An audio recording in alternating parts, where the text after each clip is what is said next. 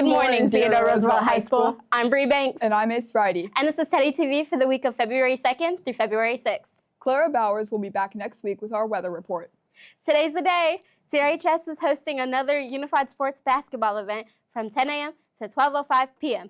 Teachers are encouraged to bring their 3rd through 7-8 class periods down to the gyms and pack the stands to cheer on all the student athletes competing. You don't want to miss it. Mr. Foreman, one of our history teachers, has this important message about the history and impact of Black History Month. Good morning, Theodore Roosevelt High School. This is Mr. Foreman from the Social Studies Department with an important announcement for you. As many of you know, this month is Black History Month. Do you really know what that means? Do you know the history behind the history? Do you know why this is such an important month to celebrate? Do you know that many leave out this history in the classroom, or many recently are trying to remove it entirely? The story of Black History Month is an interesting one and begins in 1915, half a century, 50 years after the 13th Amendment abolished slavery in the United States. That September in 1915, the Harvard-trained historian Carter G. Woodson, known as the father of Black history, and the prominent minister Jesse E. Moreland, founded the Association for the Study of Negro Life and History, an organization dedicated to researching and promoting achievements of Black Americans and other peoples of African descent. Now known today as the Association for the Study of African American Life and History, the group sponsored a then called National Negro History Week in 1926, choosing the second week of February to coincide with the birthdays of Abraham Lincoln and Frederick Douglass. The event inspired schools and communities nationwide to organize and celebrate, and sparked an idea that we would later become known as Black History Month. However, this is where things really get exciting for us in our local area. The official designation of Black History Month was first proposed by Black educators at the Black United Students Union at our very own Kent State University in February 1969. The very first celebration took place here in Kent in February of 1970. President Gerald Ford officially recognized Black History Month in 1976, calling upon the public to seize the opportunity to honor the too often neglected accomplishments of Black Americans in every area of endeavor throughout our history. We celebrate Black History Month today to recognize the sacrifices, contributions, and achievements of African Americans to the United States and to the world. Many of us do not know or were not ever taught the perspectives, experiences, and discoveries of Black Americans. Too few of us know about the work of Fannie Lou Hamer to secure voting rights for African Americans, or about Ida B. Wells' leadership in the women's suffrage movement and her work to promote journalism for justice. Too few of us know about the resilience of self-emancipated slaves who made their own thriving settlements. Too few of us know about Angela Davis and her amazing fight to represent herself and win against inequality in 1972. Too few of us have read the essays of James Baldwin or the poetry of Gwendolyn Brooks. Too few of us know of the mathematical genius of Marjorie Lee Brown or even the true words and power of Martin Luther King and Malcolm X. Instead, the narratives most of us have about Black Americans has led to inaccurate stereotypes, biases, and prejudices. This month provides the nation with an opportunity to hear the voices and experiences of people who have historically been oppressed, ignored, marginalized, and overlooked in our country. Black History Month is not just a time to celebrate Black Americans who have paved the way for us all to thrive. It is also a time to consider how we can create more justice in our daily lives and institutions. How can we make life better for everyone in every walk of life? We could start by reading and learning. Take the 2023 book titled Black AF by Michael Harriot, for example, to truly see what the Black experience in the United States is like compared to what perhaps could be found in our textbooks. Another thing we can all do is not let people get away with racist words or aggressions. Speak up. Being passive and ignoring such inequality is being complicit with it. And lastly, during Black History Month, we should all stop and reflect on our own biases, stereotypes, gaps in our learning and knowledge, and relationships across racial difference so that we can be leaders in creating a world in which diversity, equity, and inclusion and social justice are not words to be questioned or criticized, no matter who tells you to do so, but words to be used and fostered on a daily basis. All it takes is to turn on your TV, check your TikTok, examine your surroundings, and see that injustice anywhere or to anyone is a threat to justice everywhere and to everyone. Thank you, Roosevelt, and have a great day.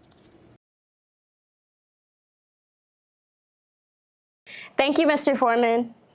During the next 3 Teddy TV shows this month, we will feature an important Black person that grew up right here in Kent and graduated from TRHS. Students, get your Black History Month trivia note sheet ready. Today's person to add to your notes is Clarence Ellis. Again, today's Black History Month trivia person is Clarence Ellis. We want everyone to succeed here at Kent, and that's why we team up with Kent Neighborhood Bridges. This organization helps supply kids with basic needs. If you are in need and think neighborhood bridges can help, reach out to your counselor. Let's start bridging the community. Bree, all week we have been hearing about stroke awareness on the announcements. Why is it so important for us to know the signs of a stroke? Well, Ace, it's important because you might be the one who notices those symptoms in someone else. What if you're watching TV with your mom and dad and they start to act weird or not respond? If you notice the symptoms of a stroke and take action, you could save their lives. Or if I'm at a sports practice and I notice my friend's face looking droopy? Exactly. Let's review what those symptoms are with this helpful video from the Cleveland Clinic. The American Heart Association estimates that a stroke death occurs just about every 3.5 minutes. The average number of daily stroke-related deaths, 405. Recognizing the signs of stroke and acting fast could help save a life. When a blood vessel in the brain becomes blocked or bursts, a stroke occurs. If you don't know the signs of stroke, you're not alone. 30% of people under the age of 45 don't know either. But there's a quick and easy way to remember.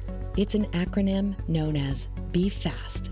B stands for balance. Watch out for balance problems, like trouble with standing or walking. E is for eyes. Look for vision changes. This could be blurred vision or vision loss in one or both eyes. F is for face. Watch for droopiness on either side of the face or ask if the person's face feels numb. You can always ask them to smile if you're unable to tell. A stands for arm. Check for weakness or numbness in the arms or legs. You can ask the person to raise their arms to see if there are any issues. S is for speech. Listen for speech problems. This might include trouble getting the words out or slurred speech.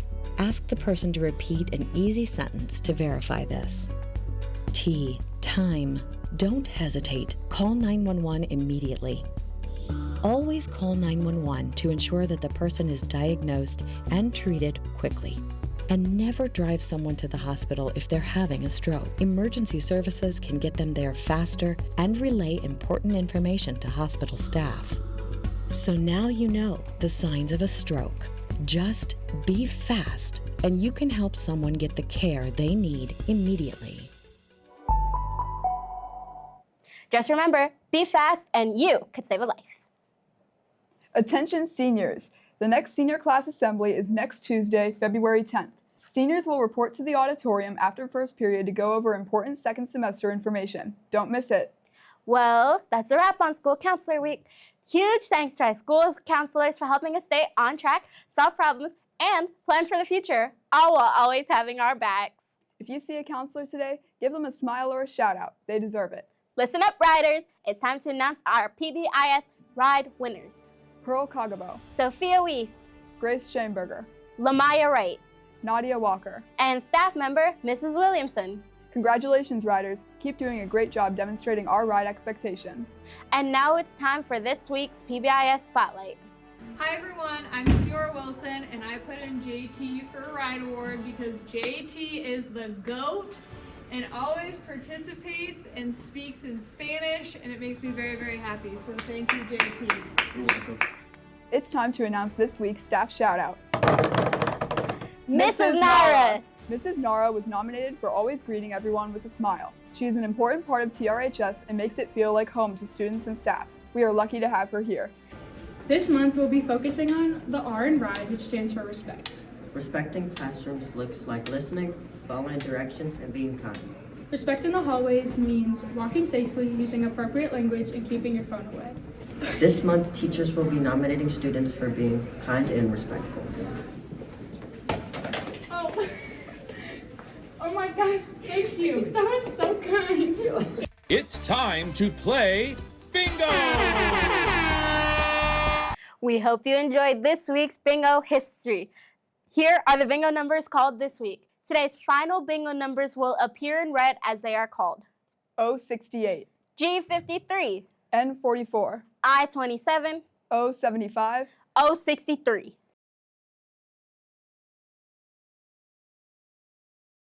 If you have a winning bingo card, please bring your card to the activities office during lunch periods to claim a prize. This has been Teddy TV for Friday, February 6th, 2026. Happy National Bubblegum Day! Have a flavorful Friday, Roosevelt. Yay! day?